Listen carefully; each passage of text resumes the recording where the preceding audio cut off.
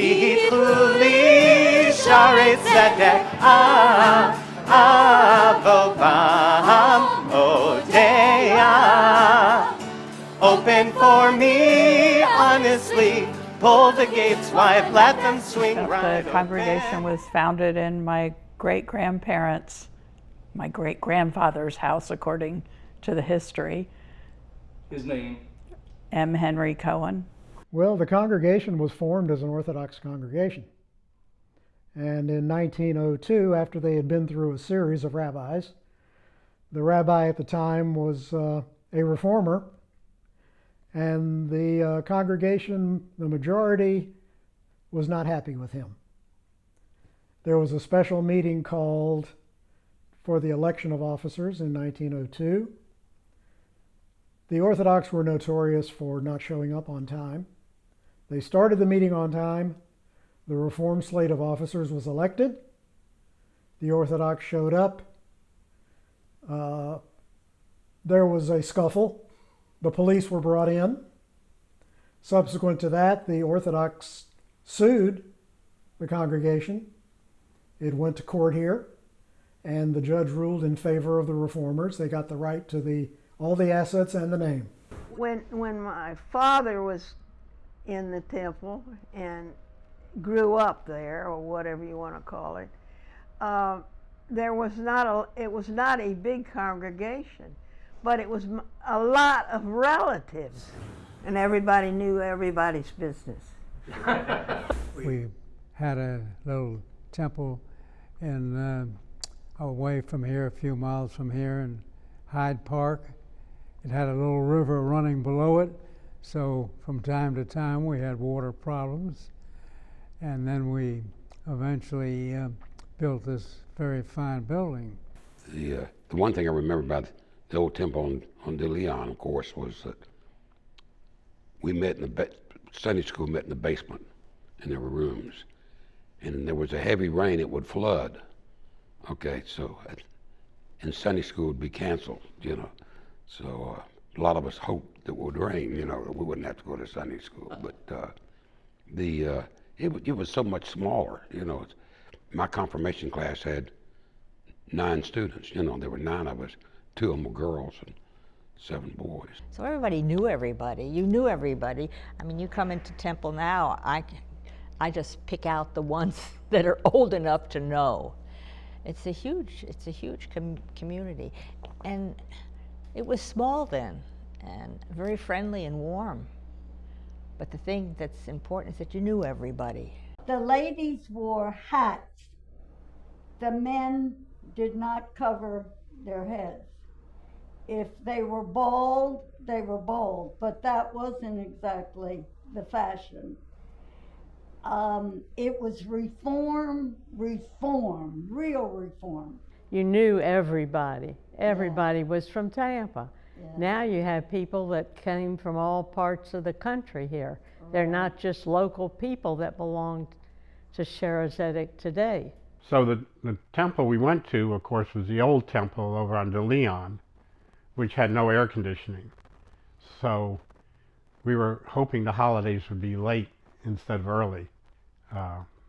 So October was better than September because it was hot. This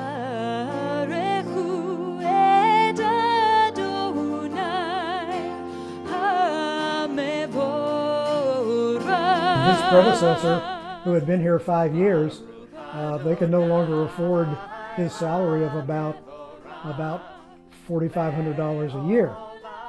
So he left and went to San Francisco, and they hired my father, who went to work for $3,600 a year.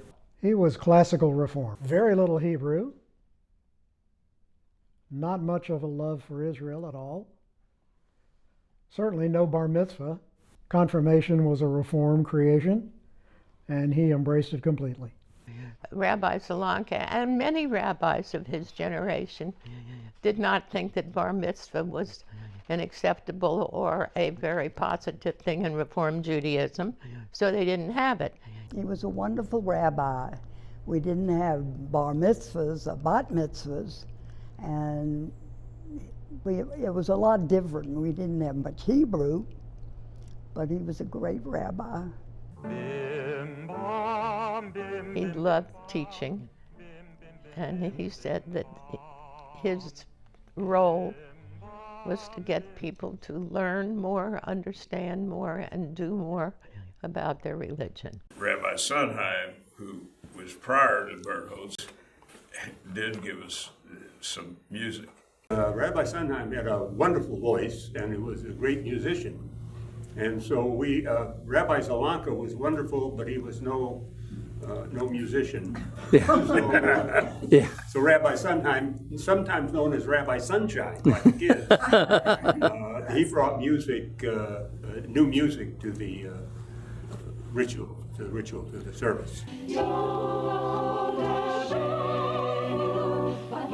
Marty Edelman asked me would I make the trip to Jackson along with John Osterwile, go for a weekend, talk to people, and see how he is viewed in his congregation. We wanted him to come to Tampa to be the rabbi that he had been in Jackson. I'd be very happy if he were that. Schaarai Zedek back then was very different than it is today. I wore a robe. I didn't wear a yarmulke, but I did wear a talit. We did not have nearly as much Hebrew in the service as we do now. We had a choir that was hidden behind the curtains, and mostly the service was in English, and we didn't celebrate or observe many of the, I would call, more traditional aspects of Judaism that we do today. I think the impetus for the change is that changes were going all along in the Reform movement. Also, change occurred because we brought in assistant rabbis. They came from training in which they had spent a year in Israel. And they were used to more traditional ways of observing Judaism, Shabbat and the holidays, Havdalah. When I was a young assistant rabbi, I had a senior rabbi who did not want to make changes. And I decided early on that that would not be me. I wanted to make sure that we kept up with the trends because I knew that our young people would be worshiping and taking on for themselves the trends that were new each year. Everyone said, I always want Rabbi Bernholtz to give my eulogy. Don't let him go away. I don't know what that says for the lifespan of the community or the lifespan of Rabbi Bernholtz, but we used to laugh and said, he's never buried anyone but a saint. So we all wanted him to be the one to deliver our eulogy. In Jackson, I gave out candy for every joyous moment. And I had the entire dental profession furious with me, along with parents whose kids got so high on the sugar that they couldn't get them to go to sleep after Friday night services. So I decided something needed to be done, and it needed to be a healthier kind of exercise. So when I came here, I changed to raisins. And that began the sweet Schaarai Zedek raisins.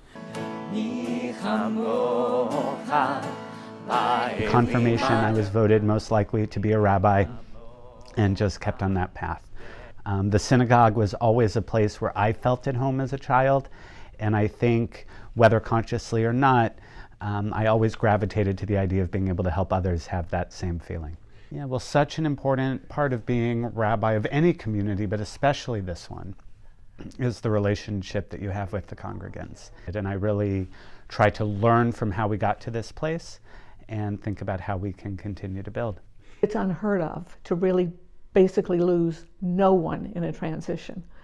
I'm really proud to tell you we essentially lost no members, which is unbelievable. When it was announced that he was coming, people knew they had a face, they had a personality, they had, they could attach things to him, and they were also comfortable that he knew our culture. I think it has a lot less to do with me, more to do with the community that has been built here, and the understanding, knowing that Rabbi Bernholtz is still here, which is a wonderful thing, but also knowing that this community is bigger than any one person. And while the rabbi is an extremely important part of a congregation and leading that model of being there for people in times of need and joy, it's the community. Without a doubt, moving to Tampa was the best move of my life. Without a doubt. I've loved every second I've been in this building. I have no intention of going anywhere. I told them, you're stuck with me. So I'm really, really happy here.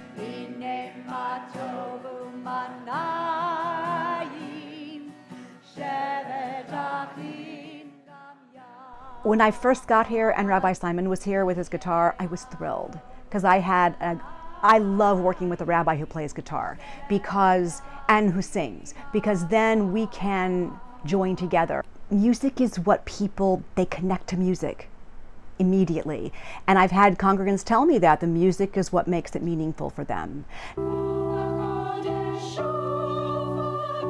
So one of the things when I got here, and I looked at some of the old tapes of the High Holidays, and I saw that the choir was there, but it was like backup vocals. And like, no, that's not what a lot of this music that we're doing is all about. So I wanted the choir to participate more, because I look at the members of my choir, this is their way of connecting to Judaism. Baruch Adonai, I heard there was an opening in Tampa. At first I thought, are there even Jews in Tampa? I didn't know. One of the reasons that I was hesitant to apply, all joking aside, is because I knew it was such a big congregation. And I grew up in a tiny, tiny congregation. And I thought, I would just be lost in a place that big, and that hasn't been my experience at all. Having two different rabbis, having a senior and assistant rabbi, creates a dynamic situation where you have two different people coming at things from different point of view. And having those different perspectives, it makes everything richer. Children will learn. I have to credit Barbara Goldman and Bev Waring for the birth of our preschool. Who wouldn't want to be involved in a place where your children are so happy and they become more educated? Once the doors opened, it was the leadership of the preschool that made it all happen. The outstanding love and commitment and ability of our first director. He was amazing. I couldn't be more thrilled, not only that we achieved what we achieved, but that through the leadership that it's kept alive and vibrant. I don't believe that there's another program in the South Tampa community that can give children what we give them here at the Amy Gail Buckman Preschool, where we are about educating the whole child academically, socially, emotionally, physically, and their exposure that they have here to both the school and the synagogue is something that's unique to us. When I walk in here, I feel so happy, and I love the kids like they were my own, and I know Amy's looking down and she thinks this is just awesome. There's no doubt in my mind. They, in the most generous way, gave a huge donation to the synagogue, and the preschool is named in memory of her. And I mean, this just opened up everything. And I said I would be honored that you name it after her. We'd be glad to endow it and do anything you wanted us to do. I thought it would be a nice honor to remember her name. It just fills my heart with such joy all the time. It's just provides a wonderful, nurturing environment with a strong academic program, and it respects children of all faiths and backgrounds. It's a great opportunity for Jewish kids in Tampa to get to know one another, and we draw from such a huge geographical area. We have a number of students from South Tampa. About half of the school is South Tampa people, but the other half is comprised of people from West Chase, Wesley Chapel, Eastern Hillsborough County, Carrollwood area, from all over the place. And running the religious school was running around And as the school grew and we went to double sessions, it got more students, double session. It was quite a job. Because I had a passion for seeing that our Sunday school and our youth group kids got to know each other. And why do I say that? Because until we were able to build the new classrooms and raise the money for that, we had double session Sunday school. And that meant kids who came in the morning wouldn't come and stay later in the afternoon for youth group events. And so we had kids who were like passing shifts in the night who didn't know each other. That is one of the big draws for us, which is why we do continue to grow, because parents want their children to be with other Jewish kids, and this is where they are on Sunday mornings. I got to teach about Judaism and what I loved and grew up with, and teaching the boys and girls not just the Hebrew, but why do we do this? Why do we not? So I said, you don't have to do all of the customs. I said, you make an educated decision when you know what it means. Yes, our program here has absolutely grown as the congregation has demanded and needed more programming for our youth. Our presence as Congregation Schaarai Zedek is known and felt across the youth movement of the Reformed Jewish movement. I think the first 7 years I was here, we had an amazing European exchange. Teens from Poland and the Baltics came here to Tampa, and we had the opportunity to learn with and from them here in Tampa. And then over the summer, we were bringing groups of 12 to 15 teens to Poland and Estonia and Latvia and Lithuania to learn and study together and study the vibrancy of the progressive Jewish movement in Europe in a post-World War II reality in Poland. Our program here has absolutely grown as the congregation has demanded and needed more programming for our youth. Shalom Rav Al Yisrael. So there are three names for synagogue: Beit Tefillah, Beit Midrash, and Beit Knesset. Beit Tefillah is a house of prayer, and that's an extremely important part of what we do, gathering for Shabbat and holidays for life cycle events. Beit Midrash is a house of study. We have two amazing schools here, our Amy Gail Buckman Preschool and our Flom Religious School, both of which create Jewish identity and a positive sense of Jewish identity in our kids, and a program of lifelong learning where adults of all ages are able to come and learn. But that third, that Beit Knesset, means a house of gathering. And it has always been, and the need continues to grow, that this is a place where people can come and just have fun together. We want to make this a place that people want to come to for whatever reason, so we were having more and more events, trying to accommodate more and more people at whatever their interest levels were. We want you to feel comfortable coming to synagogue, even if it's just for a movie or an event. This is a cultural, social, Jewish home for people. And that's what our objective is, to make you feel comfortable that you can be part of a Jewish community and feel comfortable in your Jewishness. I determined early on it was important to have a access into Judaism for every interest and age group in our Jewish community. And to that end, we added a program director, then assistant rabbi. The cantor helped with all of that. Our religious school directors, a beautiful bar and bat mitzvah program. By pulling all that together, we gave more and more opportunities for for our congregants to be able to not only enjoy Judaism, but the sense of community. They're coming here to be with their friends, to be with their Jewish friends, to do something because they know they're doing something Jewish.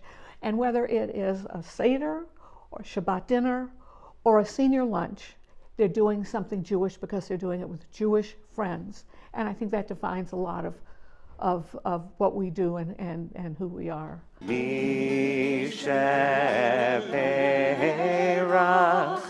I always have a warm feeling when I walk in. When I walk in, I'm there because I want to be there. I love the temple. Just fell in love with the people and getting involved here and making this feel like a home away from a home. Well, this is a warm and welcoming congregation. Many of my friends belong to the same synagogue I do. And it's nice, it is comfortable, you feel like it's home. And always felt at home. And now it feels the same way, except a whole lot bigger. And I think that's what's make Congregation Schaarai Zedek so special. The congregants are warm, the professional staff, the clergy, you know, are very welcoming. And when you're here, you just feel home. I mean, you feel good about coming to temple. Even if you're not religious, it's got a nice vibe to it. And so many wonderful events have taken place here, so I think people feel that way, you know, whenever they come. To have a feeling of warmth and welcoming was always at the top of our list of important things, to make people feel welcome. Let's light up the world, oh brothers and sisters, together. Raising money is a huge issue, and people that have it generally don't like to part with it. Understatement.